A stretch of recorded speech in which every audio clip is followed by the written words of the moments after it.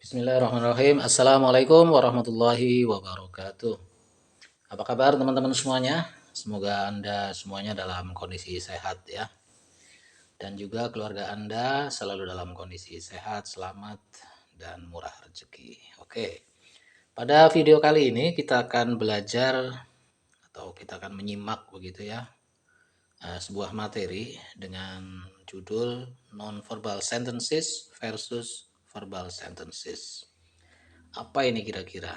Nah, tentunya sebagian Anda atau sebagian banyak dari Anda sudah mengetahui hal ini ya. Kita lihat di sini ada non-verbal sentences. Itu artinya kalau diterjemahkan ya kalimat-kalimat yang tanpa menggunakan kata kerja gitu ya. Sementara yang satunya yaitu verbal sentences adalah kalimat yang menggunakan kata kerja. Nah, akan seperti apa kira-kira nanti kita akan lihat di paparan berikut ini ya. Oke, teman-teman semuanya, sekarang saya akan sedikit jelaskan. Di sini ada NVS ya. NVS ini singkatan dari non-verbal sentences. Non-verbal sentences itu adalah kalimat yang tanpa menggunakan kata kerja ya. Seperti Anda pernah belajar barangkali di sekolah ya atau di kampus begitu, bahwa kata kerja itu kan seluruh kata yang menunjuk pada aktivitas ya, misalnya pergi, makan, tidur, bekerja, membaca, menulis ya kan, apalagi berlari dan sebagainya itu. Jadi nggak ada kata-kata seperti itu ya. Oke, nah di sini kita akan bagi tiga. Di sini ada namanya, yang pertama itu nominal sentences ya, nominal sentences. Nominal sentences itu berarti kalimatnya nanti menggunakan noun ya, noun, kata benda. Kemudian yang berikutnya ada namanya adjectival sentences, yaitu kalimat yang menggunakan kata sifat. Dan yang berikutnya ada prepositional sentences, yaitu kalimat yang menggunakan kata depan. Oke, nanti kita akan kasih contoh masing-masing ya. Oke, di sini ada kalimat yaitu he is a doctor. Dia seorang dokter. Nah, ini adalah contoh dari nominal sentences ya. Di sini ada he is a doctor. Nah, nominalnya atau nounnya mana, yaitu doctor itu. Dokter adalah noun. Dia seorang dokter. Nggak ada kata kerjanya di situ ya. Selanjutnya pada yang adjectival sentences atau kalimat yang menggunakan kata sifat, di sini kita ambil contoh he is friendly. Dia ramah. Nah, ini adalah kata sifat. Oke. Untuk kemudian yang prepositional sentences, di sini ada he is in hospital. Nah, dia berada di rumah sakit begitu. Jadi kalau kalimat ini kita gabungkan maka seperti ini nih. He is a doctor, he is friendly, he is in hospital. Ini tidak ada kata kerjanya di sana ya. Dia seorang dokter, dia ramah, dia di rumah sakit begitu, tanpa kata kerja. Jadi ini ada tiga begitu ya. Ada tiga, yaitu kalimat non-verbal sentences. Oke, nanti kita akan lihat beberapa contoh yang lainnya untuk lebih memudahkan Anda dalam memahaminya. Atau mungkin barangkali bila perlu saya kasih semacam rumusannya ya. Walaupun belajar bahasa Inggris dengan rumus itu tampak sedikit kuno barangkali ya. Kalau zaman tahun 80-an, 90-an itu kan guru-guru biasanya memberikan rumus begitu. Tapi ya nggak apa-apa gitu. Walaupun itu kelihatan kuno, sebenarnya itu cukup membantu juga untuk para pembelajar bahasa Inggris untuk lebih memudahkan dalam menyusun kalimat. Nah, ini contoh rumusnya kayak gini nih. Misalnya untuk ini yang kita pakai noun gitu ya. Di sini ada subjek tambah is, am atau are ditambahkan noun. Nah, ini berarti mewakili rumus yang nominal sentences begitu ya. Kita nanti berarti kalau kita lihat di sini nih, misalnya he adalah subjek, kemudian is ya, ini is ya karena he kan is gitu. Kemudian a doctor itu adalah noun, maka disebutnya sebagai ini kalimat atau rumus kalimat nominal sentences gitu. Nanti kita kasih contoh-contoh yang lain di bawahnya ya. Oke, baik teman-teman semuanya. Nah, ini kalau kita buat beberapa contoh ya. Seperti misalkan I am a student. Pakainya M gitu. I am ya kan. I am a student, saya seorang murid. You are a teacher, Anda seorang guru. We are students, kami murid-murid gitu. They are teachers, mereka guru-guru gitu. Kemudian he is a doctor, dia seorang dokter. She is a nurse, dia seorang perawat. It is a table, ini adalah sebuah meja gitu ya, seperti itu. Ini namanya adalah kalimat yang nominal ya, atau nominal sentences menggunakan noun. Apa nounnya? Ada student, teacher, doctor, nurse, dan table begitu. Nah, selanjutnya kalau yang adjectival sentences berarti kita bisa bikin rumusannya kayak gini nih. Subject is MR plus adjective, kata sifat gitu ya. Nah, contoh kalimatnya seperti ini. Untuk yang adjectival sentences ya, ini misalnya I am happy, saya senang. You are healthy, Anda sehat. We are friendly, kami ramah. They are clever, mereka pandai. He is strong, dia kuat. Kemudian she is pretty, dia perempuan cantik.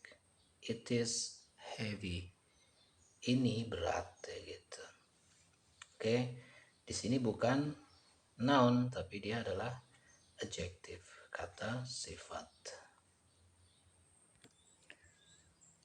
Oke teman-teman, di sini ada rumusan yang terakhir untuk yang non-verbal sentences, yaitu yang menggunakan preposisi atau preposition, kata depan ya.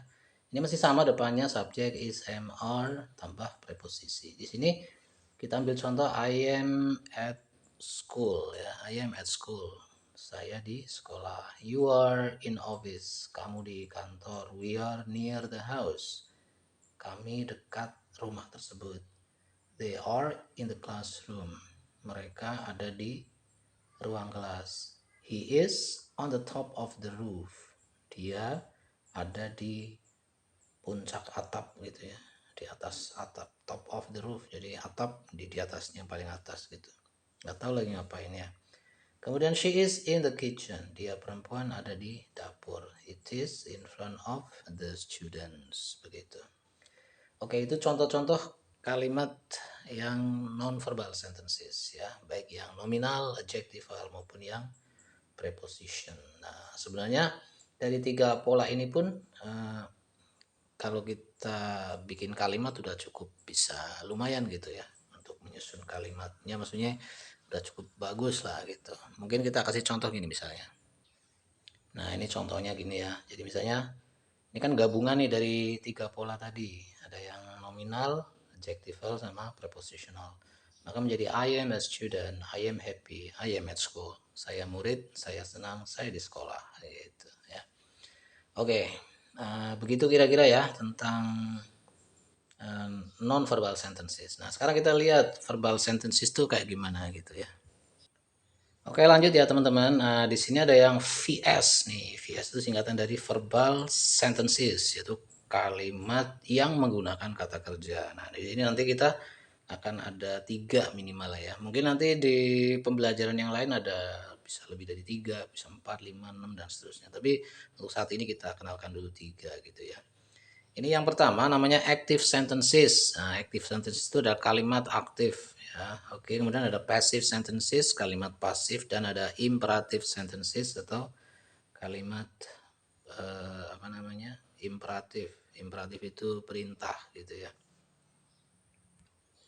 Oke teman-teman, di sini kita lihat dulu yang active sentences. Active sentences itu berarti kalimat aktif, artinya subjek ya. Subjek pelaku itu adalah sebagai agent, agent of action, sebagai agen perbuatan. Artinya yang aktif melakukan tindakan. Misalnya gini, I go to school every day. Saya pergi ke sekolah setiap hari. Kan berarti yang aktif melakukan tindakan pergi ke sekolah adalah saya. I itu aktif ya kan. Kemudian ada I study math at school. Saya belajar matematik di sekolah. Siapa yang belajar? Saya. Berarti saya aktif melakukan tindakan. Apakah tindakan itu? Yaitu belajar begitu ya. Oke, berikutnya ada he drinks milk. Dia laki-laki minum susu. Nah, kebiasaannya minum susu. Berarti he di sini adalah aktif melakukan tindakan. Drinks perbuatannya yaitu minum susu gitu. He drinks milk. Oke, ini disebut sebagai verbal sentence karena di sini kita ada apa namanya? Ada kata kerjanya ya. Kata kerjanya yaitu ada go, ada study, ada drink begitu ya. Oke, selanjutnya yang passive sentence. Nah, kalau pasif ini subjeknya yang terkenai pekerjaan justru. Jadi misalnya gini, I am called by him. Saya dipanggil olehnya. Berarti yang melakukan panggilan adalah dia. Tapi yang dipanggil adalah saya. Tapi tetap dia posisinya di awal. I am called by him. Oke ya. Kemudian math is studied by me. Matematik dipelajari oleh saya. Jadi matematik ini sebagai subjek, tapi dia apa namanya, justru yang terkenai pekerjaan gitu loh. Math is studied by me. Matematik dipelajari oleh saya. Jadi kalau pas itu di gitu ya. Kemudian milk is drunk by him. Susu diminum olehnya gitu ya. Bukan susu minum dia, tapi susu diminum olehnya. Oke, nanti untuk pola-pola seperti ini dan sebagainya nanti kita akan bahas lebih lanjut pada video-video yang akan datang insya Allah ya. Yang penting silahkan diikuti terus. Insya Allah nanti kita akan setiap hari upload video dengan materi yang berbeda-beda dan akan sampai pada materi-materi ini insya Allah. Oke. Baik teman-teman, untuk kategori berikutnya yaitu ada imperative sentences atau kalimat perintah. Nah ini enak nih, kalau perintah itu tinggal kita taruh aja kata kerja gitu ya. Kick the ball please. Di sini nggak perlu ada subjek. Kick the ball please. Tendanglah bola itu gitu. Open the door. Nah, bukalah pintunya. Wait for me please. Tunggu saya dong gitu kan. Oke ya. Oke teman-teman semuanya. Jadi itu perbedaannya ya antara apa namanya non-verbal sentences versus bukan versus sih mungkin ya, dibandingkan lah begitu ya, dibandingkan dengan verbal sentences, non-verbal sentences dibandingkan dengan verbal sentences.